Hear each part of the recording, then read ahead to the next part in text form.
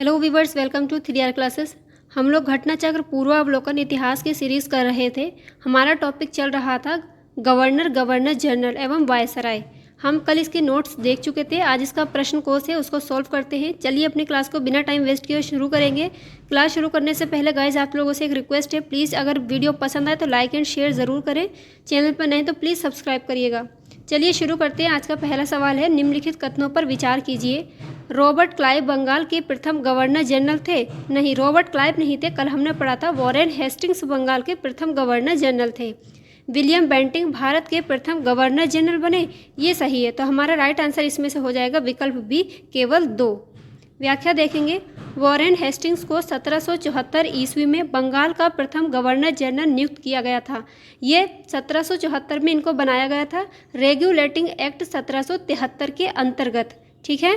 1833 ईस्वी में Lord William Bentinck को भारत का प्रथम गवर्नर जनरल बनाया गया। रॉबर्ट क्लाइव बंगाल का पहला गवर्नर नियुक्त किया गया था, जो इस पद पर 1758 से 1760 ईस्वी एवं 1765 से 1767 ईस्वी की अवधि में रहा। अगला है, भारत के प्रथम गवर्नर जनरल थे। अभी हम लोगों ने पढ़ा था इसके भारत के प्रथम गवर्नर जनरल कौन थे? ये वॉरेन हेस्टिंग्स। भारत का प्रथम गवर्नर जनरल कौन था? भारत का प्रथम गवर्नर जनरल भी अभी हम लोगों ने पढ़ा था, कौन था? ये विलियम बेंटिंग था। और यहाँ पे मैंने गलत बोल दिया, ये भारत के प्रथम गवर्नर जनरल ये भी विलियम बेंटिंग थे, क्योंकि यहाँ पे ऑप्शन में नहीं दिया है। वॉरेन हेस्टिंग्स बंगाल के प्रथम गवर्नर जनरल थे। भारत का प्रथम गवर्नर जनरल कौन था? ये विलियम बेंटिंग। निम्नलिखित घटनाओं पर विचार कीजिए। क्लाइव का पुनः भारत आगमन, इलाहाबाद की संधि, बक्सर का युद्ध, वॉरेन हेस्टिंग्स का भारत का गवर्नर बनना। इनको हमको अरेंज करना है, कौन पहले आएगा कौन बाद में। ये हम सारे क्वेश्चंस को पढ़े हैं पिछली क्लासेस में भी। इधर इसकी व्याख्या देखेंगे। उपरोक्त घटनाओं के घटित होने के कालानुक्रम को निम्नलिखित कूट में से सही क्रम का चयन करना है। इसमें ऑप्शन सही नहीं दिए गए हैं, इसलिए हम इसकी व्याख्या नीचे देखते हैं। बक्सर का युद्ध 22 अक्टूबर 1764 ईस्वी को हुआ था। क्लाइव का पुनः भारत आगमन ये 3 मई 1765 को आया। इलाहाबाद की संधि अगस्त 1762 में हुई थी। वॉरेन हेस्टिंग्स का बंगाल का गवर्नर बनना 1772 ईस्वी। 1772 नहीं, ये बंगाल का गवर्नर बना था। इस प्रश्न में त्रुटि है। वॉरेन हेस्टिंग्स को भारत का गवर्नर जनरल बताया गया है, जो कि गलत है। वह कलकत्ता प्रेसिडेंसी या बंगाल का गवर्नर 1772 में बना तथा 1774 में बंगाल का गवर्नर जनरल बना। निकटतम उत्तर, इसका जो उत्तर होगा वो विकल्प सी होगा, इसलिए आप इसको याद रख लीजिएगा, विकल्प में मत जाइए, ये याद रख लीजिएगा सारी डेट्स वगैरह।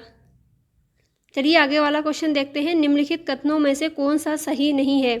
जन प्रशासन की नींव वॉरेन हेस्टिंग्स द्वारा मजबूती से रखी गई, जिस पर ऊपरी संरचना कॉर्नवालिस ने की।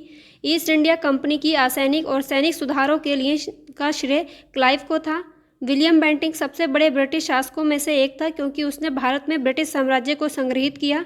डलहौजी ने द्वितीय के सिद्धांत के आधार पर ब्रिटिश साम्राज्य में समृद्ध क्षेत्र जोड़े। इसमें क्या पूछा है? विकल्प सी सही नहीं है, विकल्प सी ये ठीक नहीं है हमारा, बाकी सारे ठीक हैं। जन प्रशासन की नींव वॉरेन हेस्टिंग्स ने ही रखी थी। ईस्ट इंडिया कंपनी सैनिक और असैनिक सुधारों के का श्रेय जो जाता है वो क्लाइव को था। डलहौजी के द्वितीय के सिद्धांत के आधार पर ब्रिटिश साम्राज्य में समृद्ध क्षेत्र जोड़े गए थे। डलहौजी ने हड़प नीति अपनाई थी, जिसके द्वारा ये सारे राज्यों को अपने क्षेत्र में जोड़ लेता था। क्लाइव के समय में असैनिक तथा सैनिक दोनों सुधार हुए। असैनिक सुधारों के अंतर्गत क्लाइव ने उपहार लेना तथा निजी व्यापार बंद करा दिया। उसने आंतरिक कर देना अनिवार्य बना दिया। सैनिक सुधारों के अंतर्गत क्लाइव ने आज्ञा दी कि दोहरा भत्ता बंद कर दिया जाए तथा जनवरी 1766 से ये भत्ता केवल उन सैनिकों को ही मिलता था जो बंगाल तथा बिहार की सीमा से बाहर कार्य करते थे। जन प्रशासन की नींव वॉरेन हेस्टिंग्स द्वारा मजबूती से तैयार की गई। कॉर्नवालिस के समय में न्यायिक सुधारों, फौजदारी कानूनों में सुधार, पुलिस सुधार, कर संबंधी सुधारों तथा व्यापारिक सुधारों में से जन प्रशासन की नींव पड़ी। विलियम बेंटिंग 1828 से 1835 के शासन के 7 वर्षों में पुरानी निरंतर युद्धों तथा संयोजन की नीति को तिलांजलि दे दी गई। विलियम बेंटिंग के काल में ही 1829 में सती प्रथा का अंत किया गया था, राजा राम मोहन राय के प्रयासों से। भारत के इतिहास में बेंटिक का नाम सामाजिक तथा प्रशासनिक सुधारों के कारण स्मरण किया जाएगा। डलहौजी, इसका टाइम पीरियड था 1848 से 1856। इसने व्यापकता के सिद्धांत के अंतर्गत 1848 ईस्वी में सतारा, 1849 में जैतपुर तथा संबलपुर, 1850 में बेघाट और 1852 में उदयपुर, 1854 में झांसी, 1854 में नागपुर का विलय कर लिया और 1856 में डलहौजी ने अवध का जो विलय किया था वो कुशासन के आरोप को लगा करके किया गया था। ये क्वेश्चन पूछा जाता है, एक सतारा वाला पूछा जाता है और ये पूछा जाता है कि डलहौजी ने अवध का विलय किस कारण से किया था, कुशासन का आरोप लगा करके। डलहौजी ऐसा था, इसने भारत में पहली रेल लाइन का निर्माण किया था 1853 ईस्वी में, जो मुंबई से थाने के बीच चली थी। नेक्स्ट क्वेश्चन देखेंगे, भारत में ब्रिटिश साम्राज्य का संस्थापक कौन था? ये था क्लाइव। भारत में ब्रिटिश साम्राज्य का संस्थापक क्लाइव को माना जाता है। 23 जून 1757 को हुई प्लासी की लड़ाई में विजेता अंग्रेजी सेना का नेतृत्व क्लाइव का था। इसी युद्ध के उपरांत बंगाल में ब्रिटिश साम्राज्य की नींव पड़ी। अंग्रेजों के विरुद्ध बनारस विद्रोह का नेतृत्व किसने किया था? राइट आंसर हो जाएगा राजा चेत सिंह। एक बार ऑप्शन भी देख लीजिए, शुजाउद्दौला, असफउद्दौला, राजा चेत सिंह, राजा महीप नारायण सिंह। तो बनारस विद्रोह का जो नेतृत्व था अंग्रेजों के विरुद्ध वो राजा चेत सिंह ने किया था। बनारस विद्रोह राजा चेत सिंह द्वारा 1781 ईस्वी में किया गया था। इस विद्रोह में तत्कालीन गवर्नर जनरल वॉरेन हेस्टिंग्स ने अपने सैनिकों के साथ भागकर चुनार के किले में शरण ली। अगला सवाल देखेंगे, कलकत्ता में एशियाटिक सोसाइटी की स्थापना के समय बंगाल का गवर्नर जनरल कौन था? ये वॉरेन हेस्टिंग्स था, बंगाल का गवर्नर जनरल। 1784 में एशियाटिक सोसाइटी की स्थापना की गई थी।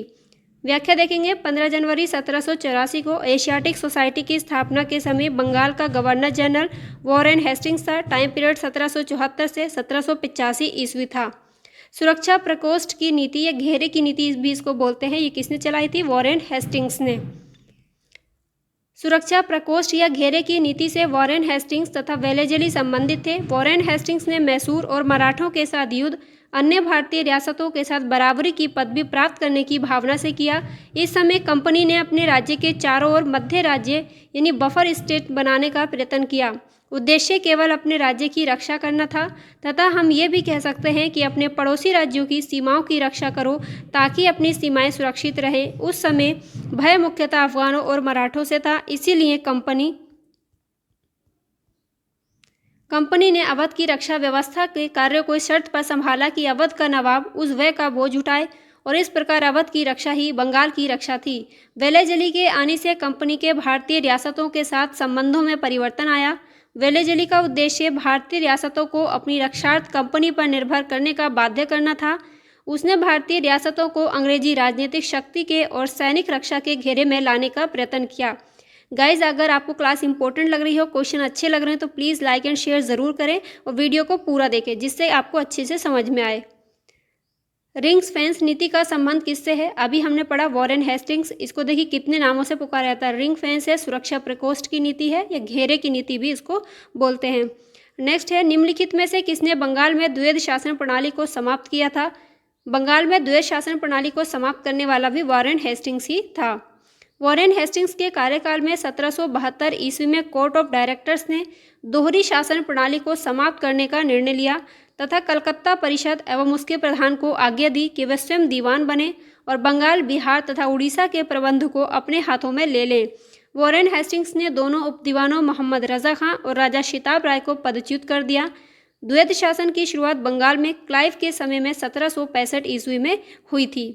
देखिए, ये जो हम अभी पढ़ रहे थे मोहम्मद राजा खां और शिताब खां, ये हम पिछली क्लासेस में इनके बारे में डिटेल से पढ़ा है। अगर आप लोगों ने नहीं देखा है तो वीडियो चैनल पर पढ़ा है, प्लीज़ जा करके उसको देख लीजिएगा।